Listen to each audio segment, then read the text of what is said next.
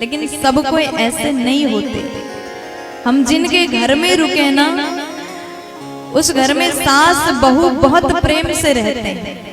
इसी तरह प्रेम से रहना चाहिए। प्यार से बोलो, थोड़ा जोर से बोलो ना, मस्ती में बोलो ना जी। आज गोपियों के सास ने डांटा है, माखन चोरी कैसे हुआ।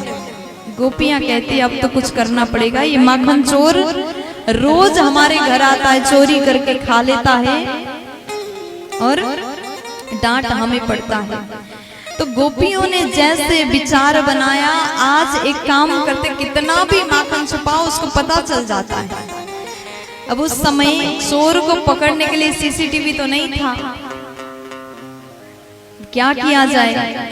तो घर में जो पूजा में घंटी बजाते हैं ना, उस घंटी को माखन के मटका को ऊपर लटकाया और साथ में घंटी को भी लटका दिया। भगवान आए, गोपियां छुप करके देख रही थी। जब घंटी की आवाज आएगी तो हम चोर को पकड़ लेंगे। थोड़ा दूर जाकर के छुप गई। भगवान भीतर आए सखाओं को लेकर के, चारों ओर माखन ढूंढा, कहीं पर भी माखन नहीं। जैसे ऊपर नजर गया तो लटकाया है, माखन को लटकाया है। अब गोपियों ने इंतजार किया कब घंटी बजेगी। भगवान बोले ऊपर है देखो। सखा नीचे, एक सखा के ऊपर दूसरे, दूसरे के ऊपर तीसरे, तीसरे के ऊपर चौथे, सबसे ऊपर भगवान गए। भगवान ने माखन निकालना प्रारंभ किया, घंटी दिख गई। भगवान घंटी से बोले कि बजना नहीं है, हम लोग माखन खा रहे हैं, किसी को पता ना चल जाए। अब जैसे भगवान ने माखन निकाले, सखाओं को खिलाया, इतने में खिड़की से बंदर भी झांकने लगे, सरकार हमको भी खिलाइए। अब भगवान माखन निकाल के बंदरों को खिलाया। अंतिम में भगवान जब माखन निकाले स्वयं खाने लगे तो घंटी बज गई। जैसे घंटी की आवाज आया, गोपियां दौड़ के आ गए। आज तो रंगे हाथ पकड़ लिए, आज हम छोड़ेंगे नहीं, मैया के सामने जाकर के शिकायत करेंगे। भगवान जैसे गोपियों को देख लिया, सखा सब भागे, भगवान नीचे गिर गए। भगवान के हाथ में गोपी ने जोर से पकड़ लिया, कान्हा आज हम नहीं छोड़ेंगे।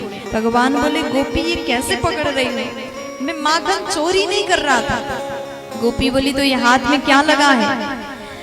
भगवान बोले कुछ नहीं, मेरे हाथ में जो मैया ने मड़ी का ये कड़ा पहनाया है ना, ये गर्म हो रहा था, मैंने सोचा थोड़ा ठंडा करूं।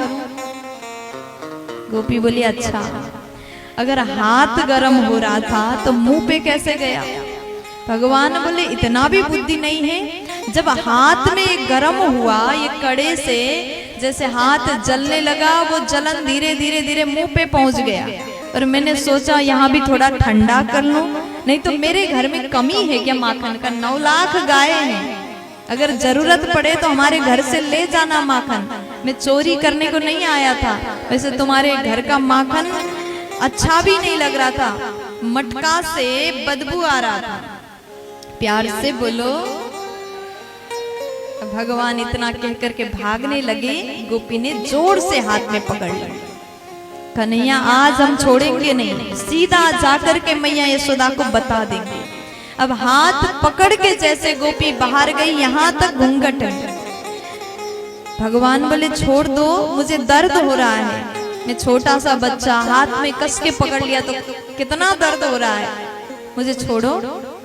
गोपी बोले आज नहीं छोड़ूंगी, शिकायत करके मानूंगी। भगवान को पकड़ के खींचने लगी और जैसे बीच में पहुंचे, भगवान ने विचार किया कुछ तो उपाय करना पड़ेगा, नहीं तो मैया को पता चलेगा मैं दूसरों के घर में चोरी करता हूँ, तो फिर मैया भी डांटेंगी, मारेंगी, पता नहीं क्या क्या करेंगी। अब भगवान कृष्ण जी ने देखा वहां से वही गोपी के पति आ रहा था। भगवान ने उसको बुलाया, इधर आ जाओ। वो आया, गोपी से कहते हैं कि देखो दर्द हो रहा है, दूसरे हाथ में पकड़ो, इसमें छोड़ दो, लाल पड़ गया हाथ। गोपी ने कहा ठीक है। जैसे दूसरे हाथ पकड़ने लगी, भगवान ने उसी गोपी के पति के हाथ को पकड़ा दिया।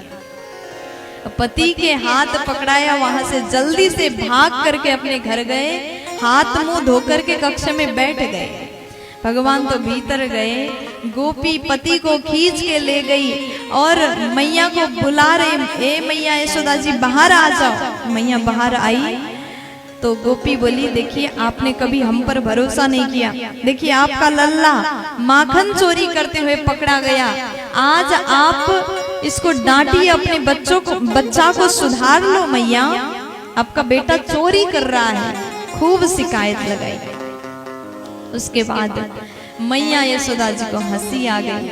मैया बोली, गोपी एक बार अपना घूंघट उठा लो। जैसे गोपी ने घूंघट को उठाया, देखा खुद का पति खड़ा था। अब तो उसको इतनी शर्म लगी, घूंघट डाल के जल्दी से भाग जाती।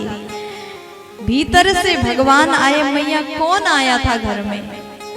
मैया यशोदा बोली, कोई नहीं, बस एक गोपी आई थी। तो ऐसे पावन लीला, माखन चोरी लीला भगवान ने की है।